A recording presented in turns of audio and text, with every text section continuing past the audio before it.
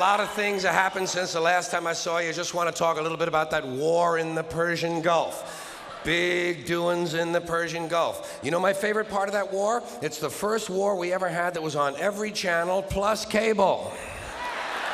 And the war got good ratings too, didn't it? Got good ratings. Well, we like war. We like war. We're a war-like people. We like war because we're good at it. And you know why we're good at it? Because we get a lot of practice. This country's only 200 years old, and already we've had 10 major wars. We average a major war in this country every 20 years, so we're good at it. And it's a good thing we are. We're not very good at anything else anymore. Can't build a decent car, can't make a TV set or a VCR worth the fuck. Got no steel industry left, can't get health care to our old people, can't educate our young people, but we can bomb the shit out of your country, all right? Huh? We can bomb the shit out of your country, all right? Especially if your country is full of brown people. Oh, we like that, don't we? That's our hobby. That's our new job in the world, bombing brown people. Iraq, Panama, Grenada, Libya, you got some brown people in your country, tell them to watch the fuck out, or we'll goddamn bomb them. Well, when's the last white people you can remember that we bombed? Can you remember the last white, can you remember any white people we've ever bombed? The Germans are the only ones, and the only reason for that is because they were trying to cut in on our action. They wanted to dominate the world. Bullshit, that's our fucking job. That's our fucking job.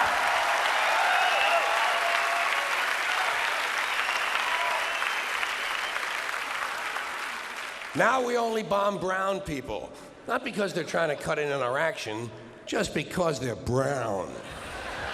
Now you might be noticing I don't feel about that war the way we were told we were supposed to feel about that war, the way we were ordered and instructed by the United States government to feel about that war. See, my mind doesn't work that way. I got this real moron thing I do, it's called thinking. And I'm not a really good American because I like to form my own opinions. I don't just roll over when I'm told to. Sad to say, most Americans just roll over on command. Not me, not me. I have certain rules I live by. My first rule, I don't believe anything the government tells me. Nothing. Zero.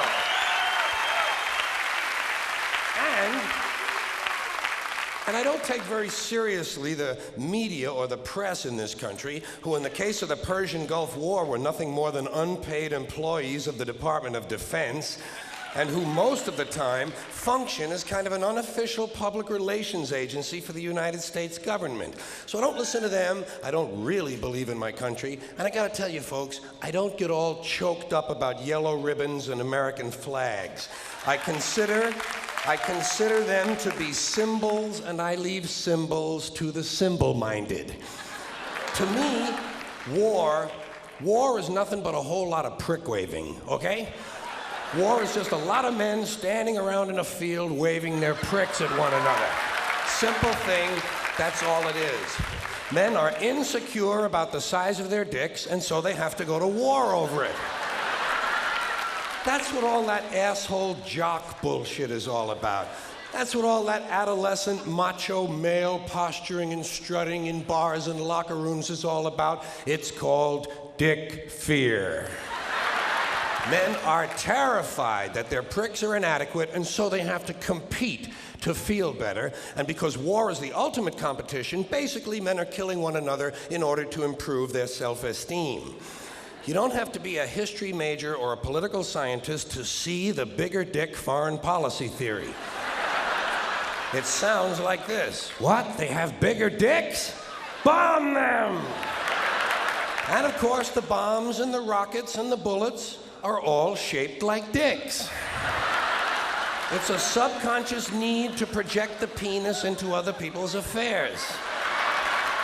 It's called fucking with people. So,